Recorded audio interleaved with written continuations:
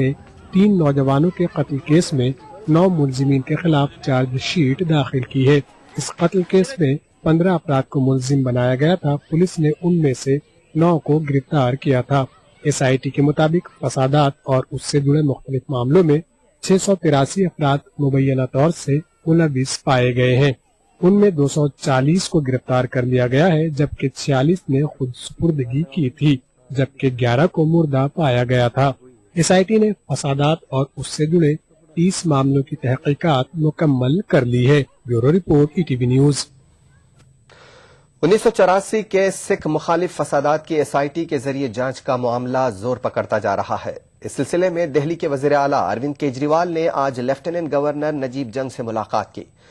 Supreme court के एक senior वकील HS फूलका का कहना है कि अगर कांग्रेस गुजरात फसादात की SIT जांच की हिमायत करती है तो फिर 1984 फसादात की जांच SIT के जरिए क्यों नहीं कराई जा सकती है। वाज़ेह रहे कि 1984 फसादात में हजारों सिखों को हलाक कर दिया गया था। इस मामले में सिर्फ 28 अफराद को ही सजा हुई है। में बात थी और वो इसके लिए काफ़ी पॉजिटिव हैं और SIT के गठन का मामला और उसके क्या टर्म्स ऑफ रेफरेंस होंगे ये अब अगली कैबिनेट मीटिंग में हम करेंगे। देखिए जी, SIT की मांग तो ये शुरू से ही चल रही है। जैसे कि गुजरात के केस में SIT बनाई और जो केस पुलिस ने क्लोज कर दिए थे वो SIT ने फिर री इन्वेस्टिगेट किए और उनमें पाया कि ये एविडेंस है और उसमें दोबारा फिर मुकदमे चले और कुछ लोगों को सजा हुई। ऐसे ही क्योंकि दिल्ली के केस में भी तकरीबन 40-45% जो FIR रजिस्टर हैं उसमें ये जो दिल्ली पुलिस ने केस क्लोज कर दिया एज अनट्रेस्ड, ये कह के कि इसमें एविडेंस अवेलेबल नहीं है। नानावती कमीशन की रिपोर्ट के मुताबिक 241 FIR, 587 टोटल FIR रजिस्टर किए थे। बीच में 241 FIR एज अनट्रेस्ड को क्लोज कर दिया दिल्ली पुलिस ने, कहा कि इसमें एविडेंस अवेलेबल नहीं है। तो ये SIT की मांग शुरू से हो रही है। वजीर शहरी हवाबाजी अजीत सिंह ने एयरपोर्ट पर अरकान पार्लिमान को खास सहूलियात दिए जाने की खबरों की तरदीद की है। अजीत सिंह ने वाज़ेह किया है कि न वजारत और न ही DGCA ने ऐसे अहकाम जारी किए हैं। जराये के हवाले से पहले इस तरह की खबर मीडिया में आई थी कि DGCA ने एयरपोर्ट और निजी एयरलाइंस को गाइडलाइन जारी करते हुए अरकान पार्लिमान को खास सहूलियात देने को कहा था।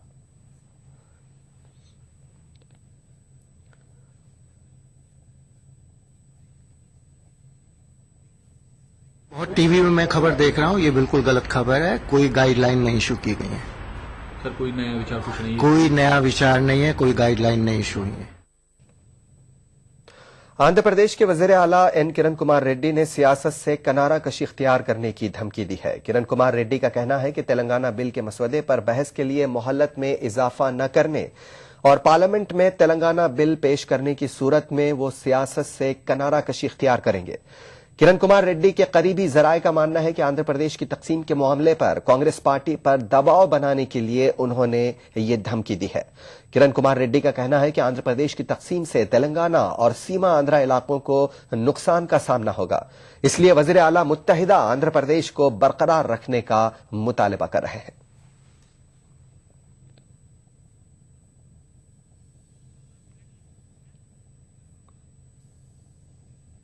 खबरें अभी और भी हैं, फिलहाल यहां लेते एक छोटा सा ब्रेक, बहुत जल्द लौटेंगे।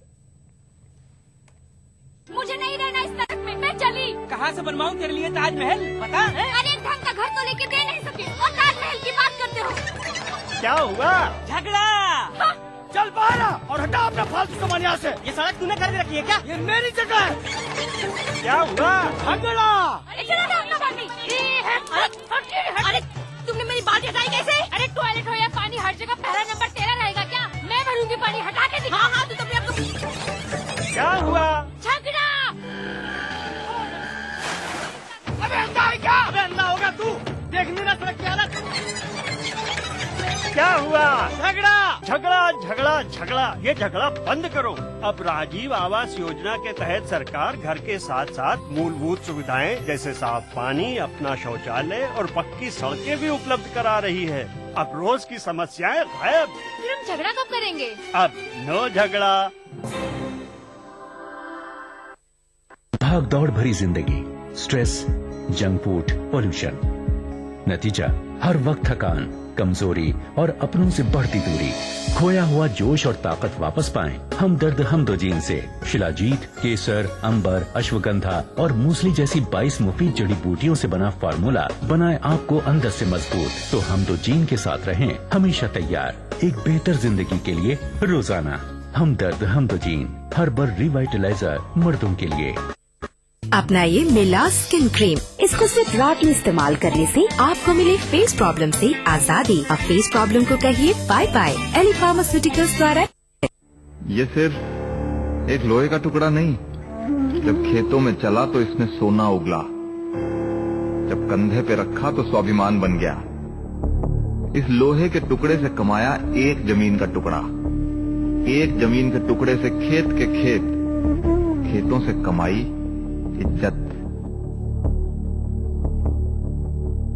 लेकिन मैंने कभी ना सोचा था कि एक दिन ये पूरे गांव को ही नहीं, पूरे देश को जोड़ेगा।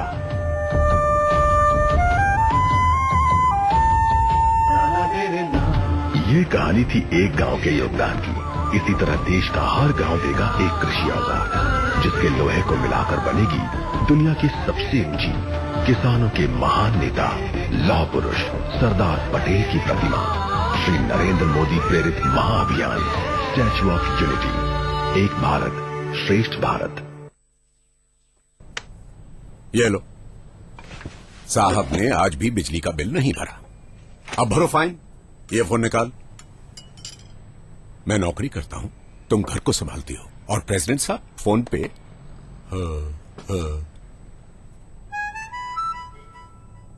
Grow up. बिजली का बिल भर रहा था। हैं? Bill paid.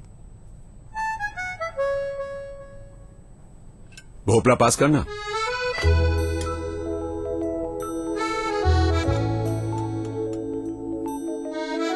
पेश है एयरटेल मनी।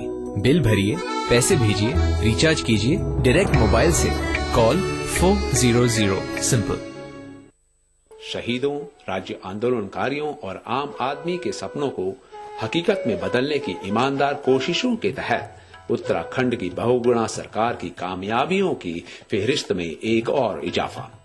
केंद्र सरकार द्वारा पारित लोकपाल कानून की तर्ज पर उत्तराखंड में भी अब लागू हुआ लोकपाल कानून, जिसकी परिधि में स्वयं रहेंगे राज्य के मुख्यमंत्री भी शामिल। मैं ये कह सकता हूँ कि आज उत्तराखंड पहला राज्य बना है जिसने सांसद द्वारा पारित लोकपाल की तर्ज पर लोक आयुक्त कानून बनाया। समाज सेवी अन्ना हजारे की भावनाओं के अनुरूप ही राज्य में लोकायुक्त कानून के साथ लागू हुआ सेवा का अधिकार कानून भी।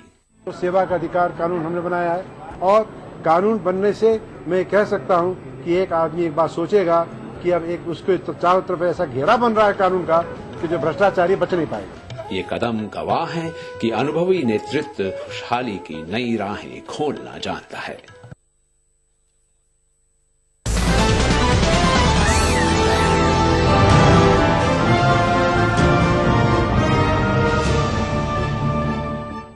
ब्रेक के बाद खबर दिन भर में आपका खैर मकदम है। लोकसभा इंतखाबात से कबल कांग्रेस इत्तेहाद के अंदर से ऐसे बयान सामने आ रहे हैं जिससे पार्टी की मुश्किलें बढ़ सकती हैं। कांग्रेस की पुरानी हलीफ जमातों नेशनल कॉन्फ्रेंस और नेशनलिस्ट कांग्रेस पार्टी के बयान से खतरे की एक घंटी बज उठी है। एनसीपी ने गुजरात फसादात के ताल्लुक से राहुल गांधी के बयान से इख्तिलाफ किया है, तो नेशनल कॉन्फ्रेंस ने कहा कि आइंदा आम इंतखाबात में मोदी जीते या हारें ये अवाम का फैसला होगा। Not only about the judicial system, politics is also about perception. And I think it is important political parties. I think we, go to the people based on the perception, what we believe in. And I think that perception is not for us alone to believe, it is for the people to believe what we say. And I think that is most important. In terms of any interview, there's no point to comment because it is for each one to give his or her version. But the fact remains that perception today is important, and if the judicial system has given a certain finality to any controversy, I think we should let it rest there. Modi जीते या हारे ये लोगों का फैसला होगा। हिंदुस्तान के लोग फैसला करेंगे कौन यहाँ का वजीर आजम होगा जो हिंदुस्तान को आगे चलाएगा। ये लोगों का फैसला है। हकीकत पसंदी या मौका परस्ती। आम इंतखाबात करीब हैं, इसलिए इन बयानों के मानी सियाक व सबाक से अख्स करने की कोशिश की जा रही है। राहुल गांधी के हालिया इंटरव्यू के मुतालिक पूछे गए सवाल के जवाब में नेशनलिस्ट कांग्रेस पार्टी लीडर प्रफुल्ल पटेल का ये कहना है कि आज इदराक की अहमियत है। अगर किसी तनाजे पर अदलिया ने अपना फैसला सुना दिया है तो हमें उसका एहतराम करना चाहिए, हमें उसे कुरेदना नहीं चाहिए। प्रफुल्ल पटेल से कबल नेशनल कॉन्फ्रेंस के लीडर फारूक अब्दुल्ला ने कहा कि अवाम ये फैसला करेंगे कि मुल्क का अगला वजीर आजम कौन होगा। कांग्रेस नेशनल कॉन्फ्रेंस इत्तेहाद में दराई तलखी के बारे में फारूक अब्दुल्ला का कहना है कि इस पर हतमी फैसला उमर अब्दुल्ला करेंगे। ख्याल रहे कि कांग्रेस सन 2002 फसादात पर नरेंद्र मोदी को निशाना बनाती रही है। फसादात की बुनियाद पर कांग्रेस मोदी की सेक्युलर साख पर सवाल खड़े करती रही है। कांग्रेस का मोदी पर यह इल्जाम है कि उन्होंने सन 2002 फसादात को रोकने के लिए मुनासिब इक़दामात नहीं किए और बलवाइयों को खुली छूट दी। बहरहाल आइंदा आम इंतखाबात 3 महीने में होने वाले हैं। ऐसे में इन दोनों जमातों के बयानात को जांचने परखने वाला कहा जा रहा है। Bureau report, ATV news.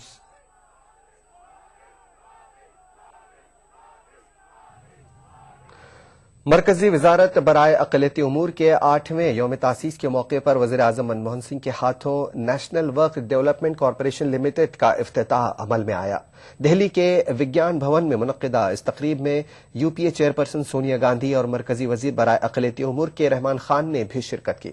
तकरीब में वज़ीर आज़म के खिताब के बाद एक शख्स की जानिब से हुकूमत के 15 निकाती प्रोग्राम से मुतालिक सवालात पर सिक्योरिटी दस्ते ने उसे बाहर कर दिया।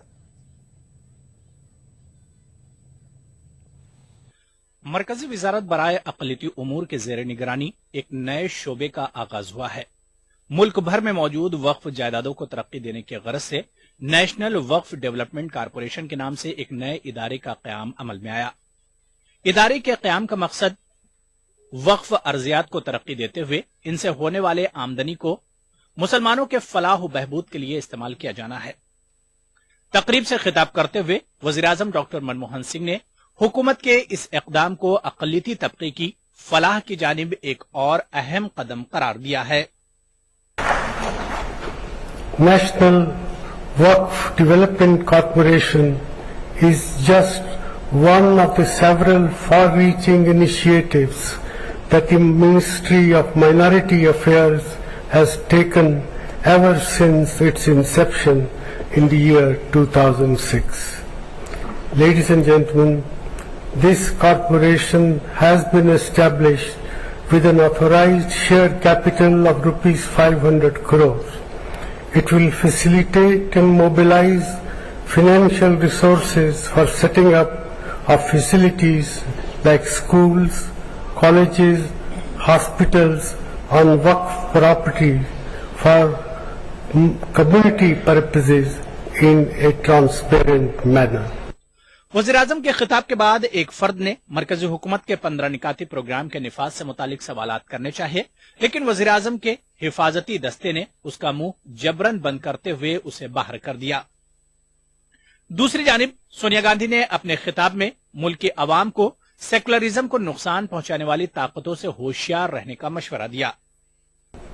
भाइयों और बहनों, अनेकता में एकता भारतीय सभ्यता और संस्कृति की बुनियाद है। हमारा संविधान अक़लियतों सहित सभी नागरिकों के अधिकारों की गारंटी देता है। शासन तंत्र की यह जिम्मेदारी है कि वह सेक्युलर मूल्यों की रक्षा करें, उसे प्रोत्साहित करें और माइनॉरिटी को समान अवसर का लाभ मिले। यह जरूरी है कि माइनॉरिटी के लोग अपने आप को सुरक्षित महसूस कर सके। Bureau report, ETV news. National वक्फ डेवलपमेंट कॉरपोरेशन की इफ्तिताही तकरीब में वज़ीर आज़म से मिलने की दरख्वास्त करते हुए एक शख्स ने अपनी आवाज बुलंद की थी, लेकिन उस शख्स को सिक्योरिटी एहलकारों ने मुंह बंद करते हुए तकरीब के बाहर कर दिया। आइए सुनते हैं ये शख्स क्या कहना चाह रहा था। से बहुत अच्छा मौका था कहने का। मैं 150 दिन तक लेटर लिखा कि प्राइम मिनिस्टर मुझसे मिल लीजिए, हम अपने इलाके की तरक्की के लिए आपसे बात करना चाहते हैं, मगर वजीर आजम मगर वजीर आजम ने हमारे 150 दिन के लेटर का एक भी जवाब नहीं दिया। मैंने प्रधानमंत्री के 15 पॉइंट प्रोग्राम्स जो उन्होंने खुद बनाए हैं मुसलमानों की वेलफेयर के लिए, मेरे जिले में जहां से मैं आता हूं वो दिल्ली का नॉर्थ ईस्ट डिस्ट्रिक्ट है, वहां पर एक भी प्रोग्राम नहीं चल रहा है। दिल्ली के विज्ञान भवन में मुनक्किदा नेशनल वक्फ डेवलपमेंट कॉरपोरेशन की इफ्तिताही तकरीब में एक शख्स की हंगामा आराई पर बीजेपी ने चुटकी ली है। बीजेपी नायब सदर मुख्तार अब्बास नकवी का कहना है कि इससे कांग्रेस के सेक्युलरिज्म के दावे की पोल खुलती है। कांग्रेस का इतिहास दागी और भूगोल बागी हो गया है। इसलिए मैं कह रहा हूं कि इतिहास दागी और भूगोल बागी कि जिस तरह से घोटाले, भ्रष्टाचार, जनधन की लूट से उनका सना हुआ हाथ है और कोयले की कालिक से सना हुआ चेहरा है, उसको लेकर के वो जनता के बीच जाने में डर रहे हैं। वहीं दूसरी ओर जो सेकुलरिज्म का सरोपा भेंट करते थे लोगों को और जिस तरह से सेकुलरिज्म के नाम पर लोगों को बेवकूफ बनाते रहे, खासतौर से अल्पसंख्यकों के वोटों का शोषण, राजनीतिक शोषण करते रहे, वो भी धीरे धीरे एक्सपोज हो रहा है, बेनकाब हो रहा है। इसलिए अब इस तरह का कांग्रेसी झोला छाप सेकुलरिज्म जो है वो न चलेगा और न ही कांग्रेसी झोला छाप सेकुलरिज्म के पीछे इस देश का अल्पसंख्यक भागेगा। आंध्र प्रदेश महकमे अक़लियती बहबूद के साबिक़ सेक्रेटरी मोहम्मद शफीक़ुज़्ज़मान ने वक्फ डेवलपमेंट कॉरपोरेशन के क़याम का खैर मक़दम किया है। उनका कहना है कि कॉरपोरेशन को प्रोफेशनल तरीके से चलाना जरूरी है। 1977 बैच के IAS अफसर मोहम्मद शफीक़ुज़्ज़मान को वक्फ उमूर का माहिर समझा जाता है। वक्फ डेवलपमेंट कॉरपोरेशन के क़याम पर उन्होंने कुछ इस तरह तबसरा किया। 1996 में गवर्नमेंट ऑफ आंध्र प्रदेश ने जो माइनॉरिटी पॉलिसी बनाया उसमें भी इसका तस्करा था कि government will create a Waqf development corporation with a corpus fund. अब ये जो वक्फ डेवलपमेंट कॉरपोरेशन बना रहे हैं इसमें 500 रुपए की इनिशियल 500 करोड़ रुपए की फंड रखें। बाकी रिसोर्सेज कहाँ से आएंगे इसके बारे में बहुत वजाहत नहीं है। ये बैंक से लिंक्ड होगा या पूरे का पूरा पैसा डेवलपमेंट के लिए कॉरपोरेशन देगी, यह भी इसकी भी सराहत नहीं है।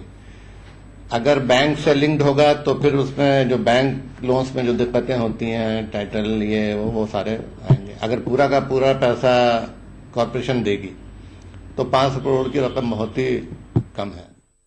मोहम्मद शफीक़ुज़्ज़मान का कहना है कि वक्फ डेवलपमेंट कॉरपोरेशन को बाज़ाब्ता तरीके से चलाया जाए तो इससे मुतवक्के मकासद हासिल हो सकते हैं। बसूरत दीगर इसका हश्र भी वक्फ काउंसिल की तरह ही होगा।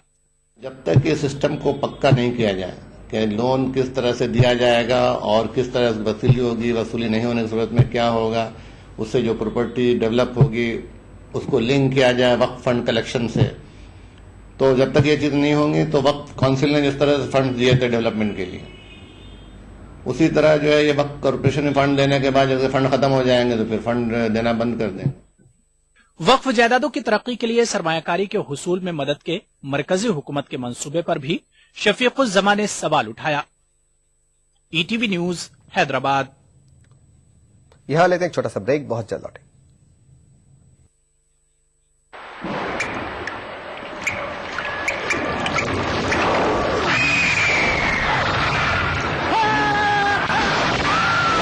अगर सीमेंट जंग रोधक न हो तो जानलेवा हो सकता है।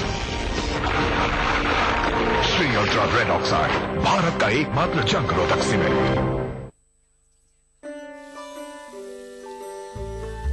उंगली के इशारे से चले दुनिया प्यारे, काम चाहे जो भी हो यही काम आए, बिन बोले ही हर बात कहे जाए, जिंदगी एक चुटकी में आसान बनाए, आसान बनाए।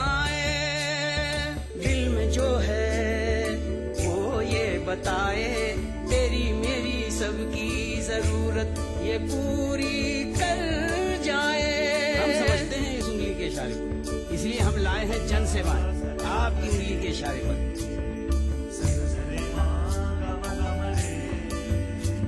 अरे उंगली के इशारे से चले दुनिया प्यारे, काम चाहे जो भी हो यही काम आए। बस कॉमन सर्विसेज सेंटर पहुंचिए और बनाइए अपनी जिंदगी आसान एक उंगली के इशारे से। सिंपल सी बात है, कोई रॉकेट साइंस नहीं, देश युवा है, देश के 50% से ज्यादा लोग अंडर 30 हैं, युवा हैं। उनके जो एक्सपेक्टेशंस हैं, बिलीव्स हैं, माइंडसेट है, वो ऑब्वियसली एक युवा ही बेहतर समझ सकता है, जो लिबरल हो, जो ओपन माइंडेड हो।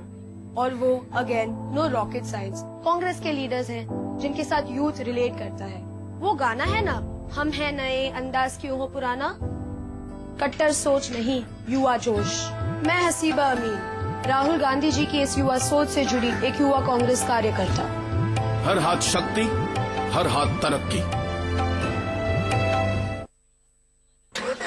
चलो बेटा, रास्ते में एटीएम पे रोक लेना। रुक रुक रुक। यहाँ? हाँ। मैं 2 मिनट में आया। ये एटीएम कहाँ गया? भाई साहब, यहाँ पे एक एटीएम हुआ करता था। भाई साहब, एटीएम यहाँ से 5 किलोमीटर दूर है। 5 किलोमीटर? पता नहीं क्या चक्कर है। चल बेटा, तेरी माँ को फोन लगाता हूँ, पता तो लगाऊं तेरी मौसी की फ्लाइट कितने बजे की। जी। अरे पेजर, मोबाइल कहाँ गया? मोबाइल फ्लाईओवर ले ले, जल्दी कर।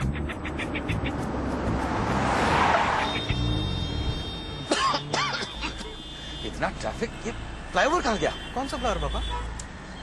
चल मेट्रो लेते। अरे ये मेट्रो कहाँ गई? मेट्रो? चलो। अरे भाई साहब, यहाँ पे एक एयरपोर्ट होता था, एयरपोर्ट। बावड़ा हो गया क्या था वो? एयरपोर्ट यहाँ? पापा को हो क्या गया है? अरे यार हेलो सुनो, वो नया वाला एयरपोर्ट तो यहाँ पे है ही नहीं। एयरपोर्ट नहीं है? मतलब नींद में हो क्या तुम? उठो उठो उठो, एयरपोर्ट नहीं जाना।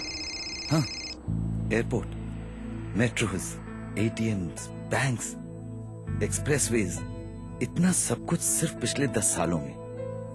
और ये सब हमारी जिंदगी का हिस्सा बन गया है, जैसे सदियों से ऐसा ही था। भारत निर्माण का यही प्रमाण। जन जन को छुआ, जन जीवन बदला।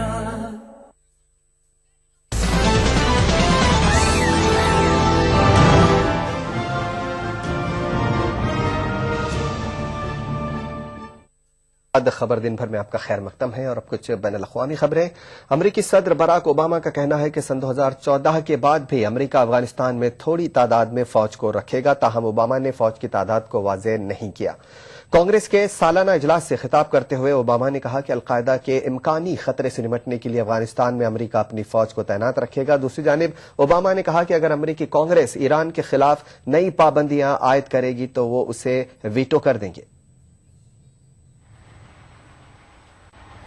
अमरीकी सदर बराक ओबामा का कहना है कि जंगज़दा मुल्क अफगानिस्तान से अमरीका मुकम्मल तौर पर फौजी इनखला नहीं करेगा।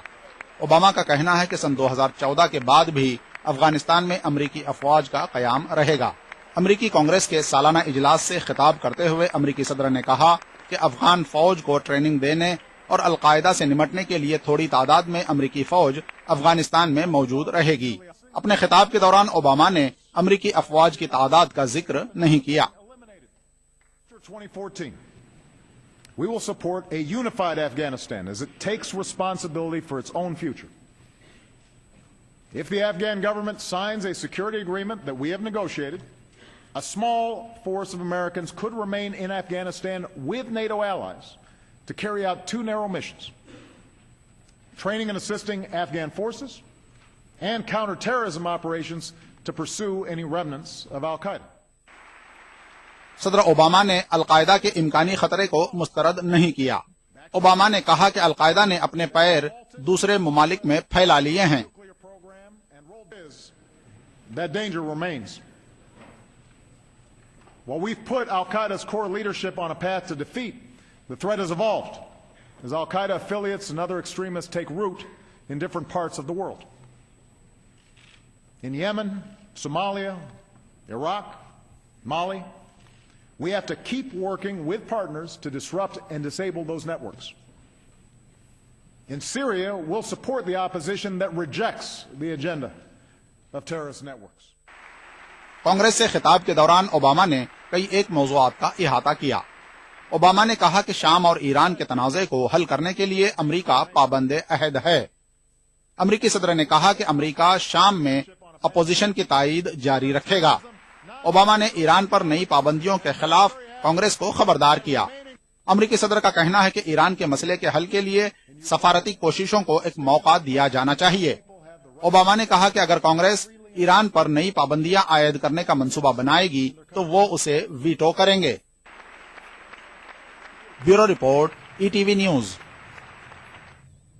खबर दिन भर में फिलहाल इतना ही। 9 PM खबरनामे में आपसे फिर होगी मुलाकात। तब तक के लिए दीजिए इजाजत। आदाब।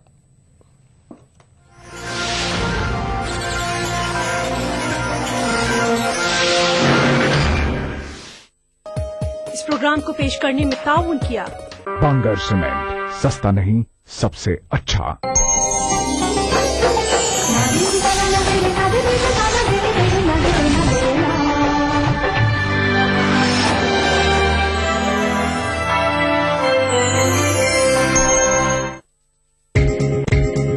ईटीवी उर्दू पर अगला प्रोग्राम। इस प्रोग्राम को पेश करने में ताउन कर रहे हैं Shri ultra red oxide, Bharat का एकमात्र जंग रोधक सीमेंट।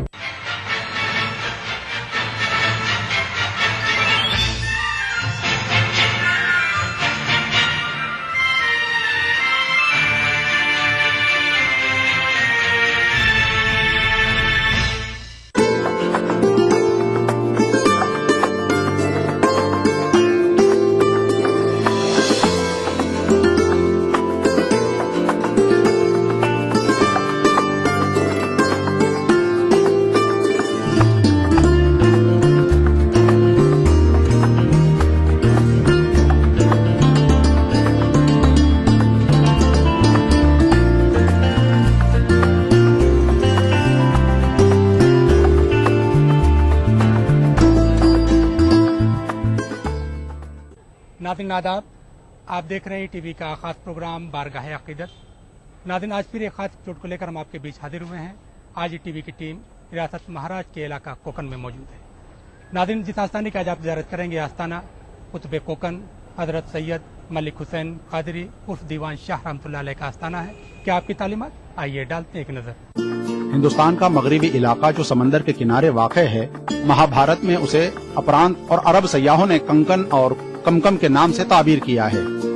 मुंबई और उसके मुजाफात का ताल्लुक इसी कनकन से है, जिसे बाद में कोकन कहा जाने लगा। अहद कदीम में ये 7 जजीरों पर मुश्तमल था, जिसे मौजूदा जमाने में कोलाबा, मुंबई, मझगांव, परेल, वर्ली, सायन और माहिम के नाम से जाना जाता है। इनके मुतालिक सबसे कदीम तरीन हवाला बतलिमूस की तसनीफ से मिलता है, जिसने मजमुए जजायर को हयत नीसिया के नाम से याद किया है। ये जजायर मुद्दताए दराज तक सुनसान और गैर आबाद पड़े रहे। आज जहाँ ये चहल पहल और गर्म बाजारी नजर आती है, खारदार झाड़ियों से ढका हुआ एक गैर आबाद टापू था। ये इलाका सबसे पहले बादशाह अशोक की कलमरों में शामिल हुआ।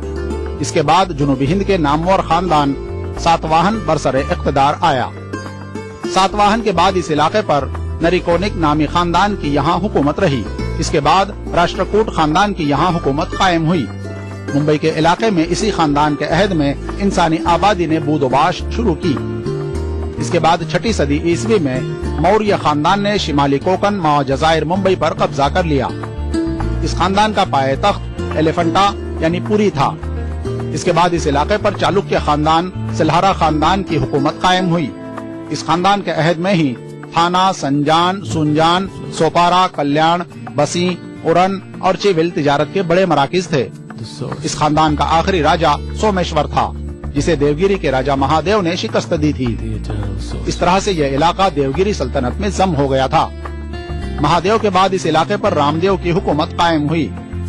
इसी के अहद में अलाउद्दीन खिलजी ने देवगिरी पर हमला किया और रामदेव को शिकस्त देकर देवगिरी को अपनी सल्तनत में शामिल कर लिया। रामदेव के 2 बेटे थे, शंकर देव और बमदेव यानी भीमदेव। राजा भीम के अहद में शिमाली कोकन में कोकनी मुसलमानों और मछेरों यानी कोलियों की आबादी कायम हो चुकी थी। भीमदेव ने इसका नाम महीकामती तजवीज किया, जो पहले बदलकर महाइम और उसके बाद कसरत इस्तेमाल से रफ्ता रफ्ता माहिम हो गया। ईटीवी के नाजिरीन, आज जिस बुजुर्ग के आस्थाने की जियारत कर रहे हैं, उसका ताल्लुक सरजमीन कोकन के इलाका भीमड़ी यानी भिवंडी से है। भिवंडी कोकन की एक कदीम बस्ती है, जो आर्याई कबीलों की गुजरगाह थी और जिनका सबसे पहला काफिला समंदरी रास्ते से वैतरणा नदी की सरसब्ज़ो शादाब वादी में गोरहा में उतरा था। दयारे कोकन में तहजीब व तमद्दुन के पेशरव और अलम बरदार यही थे, जो शिमाली हिंद से तरके वतन करके 1500 साल कब्ल मसीह यहाँ बस गए थे। भिवंडी और उससे मुताल्लिका किला माहौली कुरून वुस्ता की सियासत में वो तिलिस्मी दरवाजे थे जिसके जरिए दाखिल होकर